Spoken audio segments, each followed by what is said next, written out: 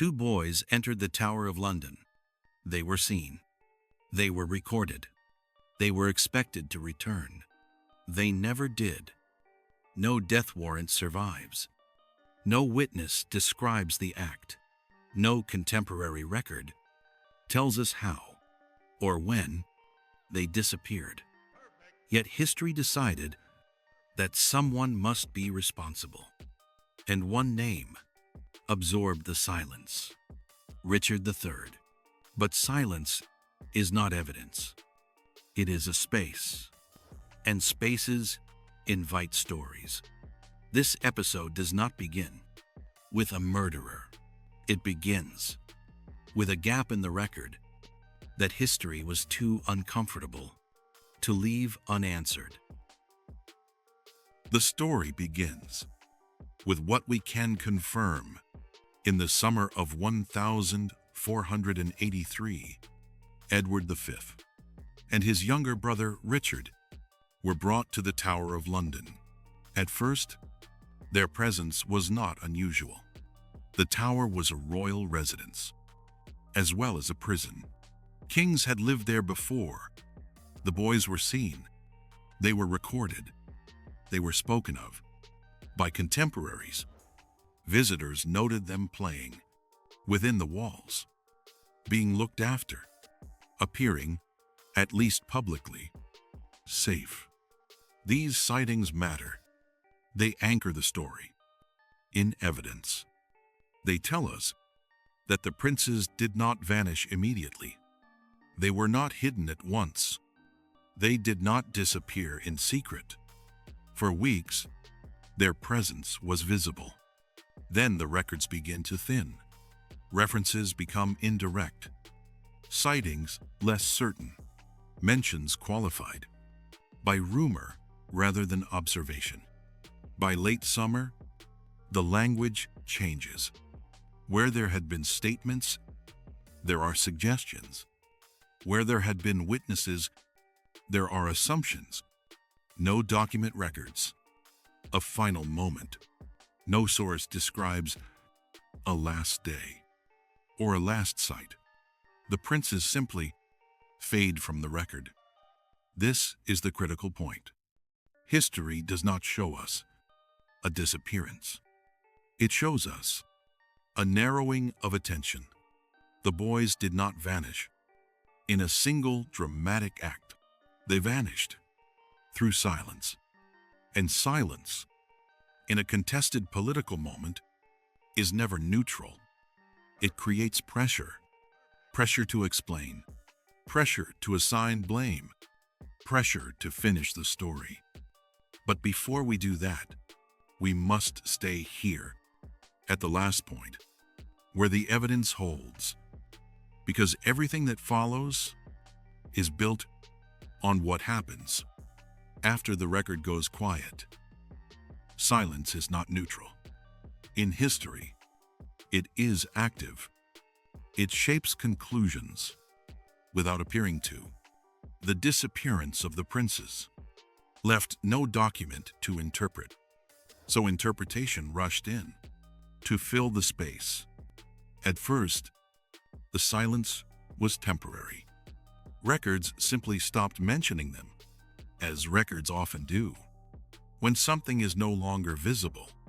But time passed, and the silence remained.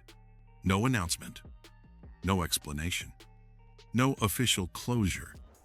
In a political culture that expected public resolution, this was dangerous, because unresolved events do not stay unresolved. They accumulate pressure, courtiers whispered. Foreign observers speculated. Rival factions took note. Silence became suspicious, not because of what it proved, but because of what it denied. It denied reassurance. The longer the princes were unseen, the more their absence demanded meaning. And meaning requires a cause. At this point, silence stopped being a gap and became a problem. Someone had to be responsible for an unanswered question that would not go away. This is where narrative begins. to replace evidence, not through invention, but through selection. Of all the possible explanations, attention narrowed, not because the evidence pointed there, but because power did. Richard III was king. He controlled the tower. He benefited from their absence. These facts are real, but facts alone do not create conclusions. They become conclusions only when silence forces them to. This is the central danger of missing evidence. It does not stay empty. It attracts certainty, and once certainty settles, it becomes resistant to doubt. Silence hardens into assumption. Assumption becomes belief. Belief becomes history. By the time the Tudor narrative emerged, the silence surrounding the princes was no longer neutral. It had already been interpreted, not proven, interpreted. And once an interpretation is repeated often enough, it no longer feels like a guess. It feels inevitable. This is the problem of silence. It does not accuse, but it invites accusation. And in moments of political instability, that invitation is rarely refused. When evidence falls silent, history turns to motive, not to accuse, but to understand. The question becomes simple. Who gained from the prince's disappearance? At first glance, the answer seems obvious. Richard III was king. His claim was contested. The boys represented an alternative future, their absence removed. A political threat. This is true, but benefit alone is not proof. If it were, history would be very short. Power does not operate in isolation. Richard's reign was fragile, his support uncertain, his legitimacy still under negotiation. In that context, the disappearance of the princes was not a solution. It was a risk. Their survival kept options open. Their confirmed deaths would have forced explanation, provoked reaction, and invited resistance. Silence, by contrast, served ambiguity, and ambiguity benefits more than one player. Other claimants existed. Other factions watched carefully. Foreign powers observed events with interest. The princes were symbols, and symbols are useful to many hands. Henry Tudor stood to gain. As long as the princes were alive, his claim remained weak. As long as they were missing, their fate could be blamed on Richard. The uncertainty surrounding the tower made Richard vulnerable. It softened resistance to Tudor intervention. It created a moral justification for regime change. Others benefited too. Nobles who had opposed Richard found silence convenient. It allowed them to align with a new power without openly betraying the old. Even rumors themselves had value. They destabilized authority. They eroded trust. They required no proof to do damage. This is the uncomfortable truth. The disappearance of the princes created political advantage for multiple actors. Not all of them controlled the tower. Not all of them were present in London. The archive does not tell us who acted, but it does show us who benefited from not knowing, and that complicates the simple story.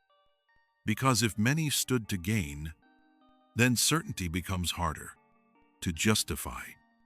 The question is no longer, who could have done it? It is, who needed the silence to continue.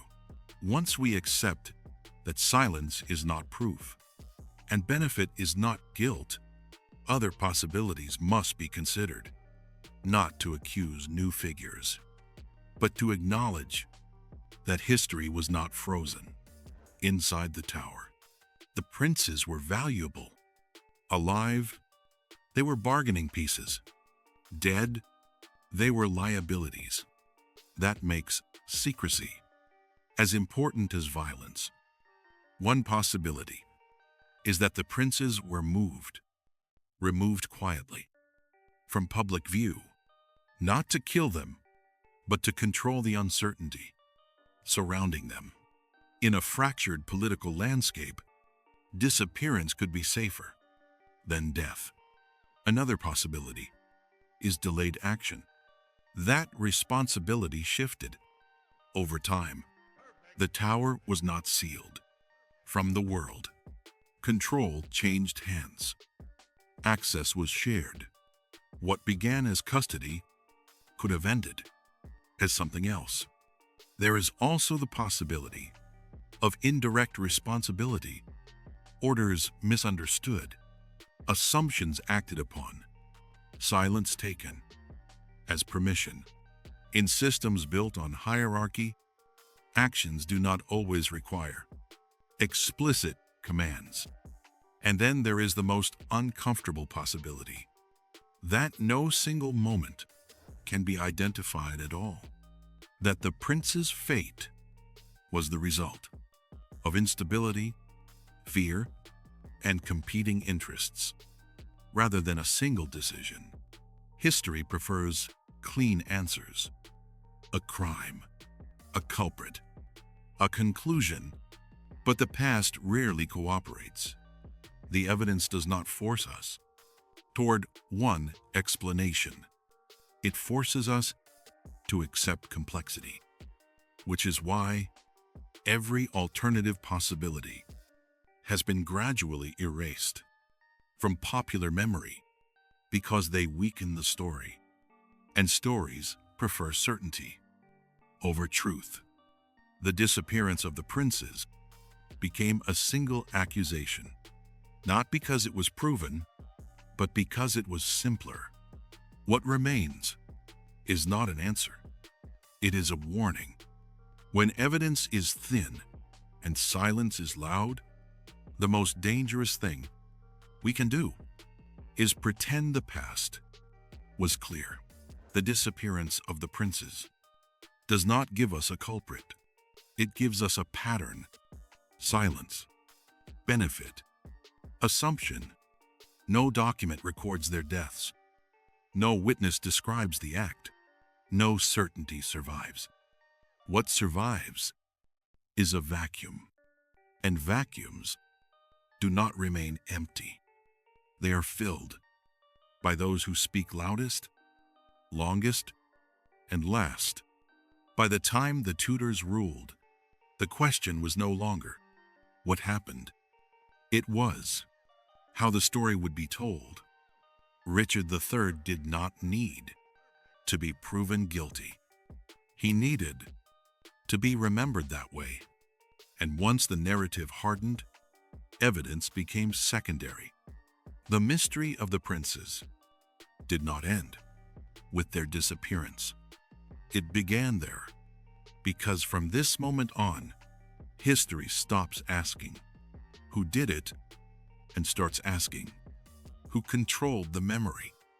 In the next episode, we follow the story forward, out of the tower, into chronicles, plays, and repetition, to see how uncertainty became certainty, and how a myth, once established, became permanent.